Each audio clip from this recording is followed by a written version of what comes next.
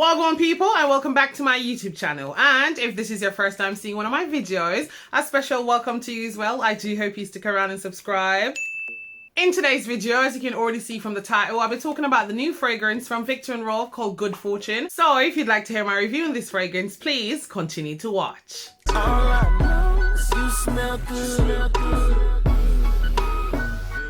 All I know is you smell good.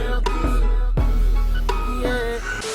Welcome back my pebbles. So yes, a bit of a disclaimer before I get into the review. This review is going to be based on samples. I know that there's some negative Nances out there like, oh my god, you can't really do a full in-depth review on samples. Yes, you can. I'm here to let you know that I am familiar with the fragrance. I did indeed go out and test the fragrance. So I kind of know what I'm on about. Yeah, I don't own a full bottle, so I did have to, you know, go out and get more samples. So yeah.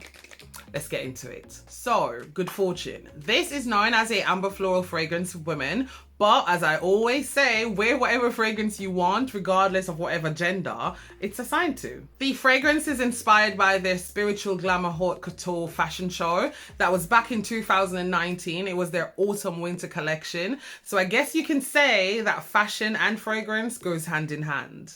Good Fortune was launched on the 1st of July in the UK via the Perfume shop. My sample got delivered to me on the 30th of June. I know it's late, come on, I know it's late, but you guys know me, Queen Procrastinator, but I did have time to really sit, and this review is going to be something that I've never done. When I said I dug deep in this fragrance and I've learned so much, I wasn't going to do it because I was like, but you see all the things I've learned from this, oh my god, mind blown. When I saw the advert, I didn't even look at the notes. I saw the bottle, I saw the color purple. I was like, you know what? This is gonna smell good. The bottle is a crystal ball and the lid resembles a amethyst crystal. Thing is, I love the presentation, 8 out of 10. I was born in February. My gemstone is amethyst and my favorite color is purple. Do you know what I mean? My thing is, the reason why they lost 2 points for presentation is the font. The font was too plain. If you're gonna give me a crystal ball and an amethyst stone, I'm thinking, give me some witch font. Do you know what I mean? Some little stars, a little spark, something. The font, it was too plain. Now let's get into what this actually smells like. For the top notes, there's just two. There's Gentiana Distillate and there's Fennel. I know, to me, there's 3 things there that I need to break down. I know a lot of people might know what Fennel is, but when I heard it, I was like, Gentiana? What's Gentiana? But you guys know me already. I like to go out and do my research because if I learn, then you learn. You get me? I'm not going to come on here and be like, Gentiana. I don't know what that is because I won't lie. I've never experienced, smelled, or even come across a fragrance that has Gentiana. So obviously I did my research. So what is Gentiana? Gentiana is a genus of flowering plants belonging to the gentian family, and there's about 400 species. Talk about a large family. Gentiana are known for their mostly large trumpet-shaped like flower, which is often an intense blue.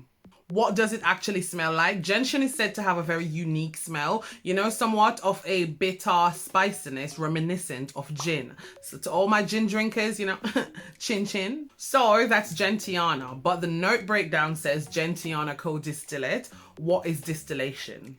Distillation is a common technique for acquiring aromatic compounds from plants.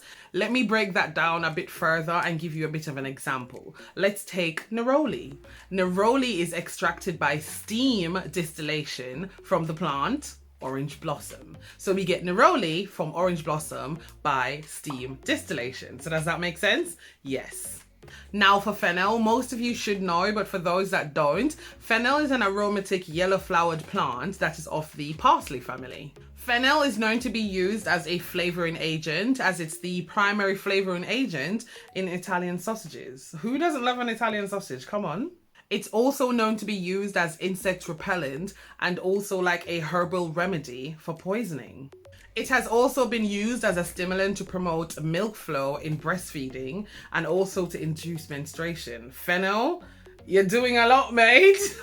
The smell of fennel can be described as similar to anise or licorice. And for those that don't know, anise is a Mediterranean plant of the parsley family. So think herbal.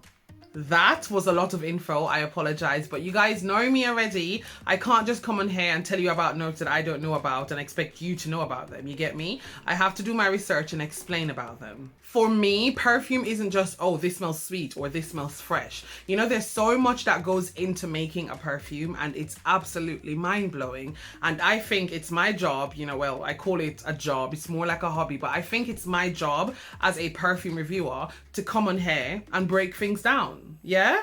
Yeah. Now let's get back and let's get to what this actually smells like. On the first spray, there's a whole lot going on. When I say a whole lot.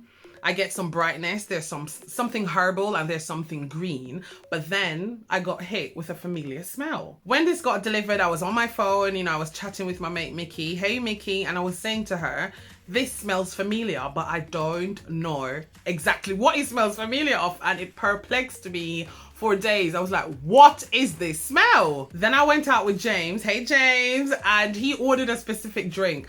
Don't ask me how I ended up sniffing his drink, but I sniffed, yeah, I think I was sniffing it to taste it, but it came back. I totally remembered what this reminded me of. Let me test your memory to see if you guys were actually listening. So earlier in Coco Pebz corner, when I was talking about the smell of Gentiana, it's reminiscent to, exactly, gin. And fennel is, you know, what's the smell of fennel? It's like, exactly, licorice. So let me tell you what the opening for this reminds me of. Aldi used to sell this blackcurrant and licorice gin. I won't lie to you, at first taste it was like really bitter, but then it just went down smoothly, because for those who drink gin, you know, it's not something you chug, you have to savor it, yeah? So if you've ever smelt gin, add some licorice, something herbal, some greenness, and this is the opening for good fortune. Come on. Don't tell me that alcohol doesn't play a part in life, because look at how I just explained that because I drank gin. Don't play with me. For the middle, the only note that is listed is jasmine, and oh my god, what a strong jasmine it is. On my skin, this is a very indolic and heady jasmine. It's not the sweet and soapy jasmine that I prefer in my fragrances, no. I mentioned that the jasmine in Good Fortune is very indolic, and the thing is, the smell of indoles vary. Like, everyone gets a different scent. To some people, it can smell very fecal. Some people get the smell of halitosis. Some people says it smells like cat wee. Some get mothballs. Some get like a milky smell, and some people get rotten smell. So it just depends on what your nose decides to pick up on that day while smelling something that has indole in. If you would like to know more about indoles and indolic fragrances, my good friend here, Manahil, aka Perfume Realm on YouTube, she has a whole video on this, and she went in on indoles and, you know, the different types. Listen, she covers everything. I will leave her channel link and the video link down in my description box below, just in case you want to learn more about indoles and the rancid smells it gives off. So for me, on my skin, the indole smell that I get from the jasmine in this fragrance is milky with a slight hint of bad breath. I know that they say that the bourbon vanilla sits quietly at the base, but you see, when it warms up on my skin, listen, there's nothing quiet about this, okay? The bad breath smell kind of dissipate, and the milky, like, you know, smell feature from the jasmine walks hand in hand with the bourbon vanilla, and then those two combine make this fragrance more bearable to my nose. The complete dry down for Good Fortune isn't all that bad. It's still quite heady for me, and it tends to give me, you know, a mild headache, but the complete dry down is not all that bad. The sillage and projection for Good Fortune is strong. When I say strong, listen to me, it's strong with a 8+ hour longevity on my skin. Do I think this fragrance is a safe blind buy? No. To me, the notes that they use in the top notes, listen, those top notes are super unique, and it's not something that you smell in your everyday perfume, if that makes sense. So do I think it's a safe blind buy? No.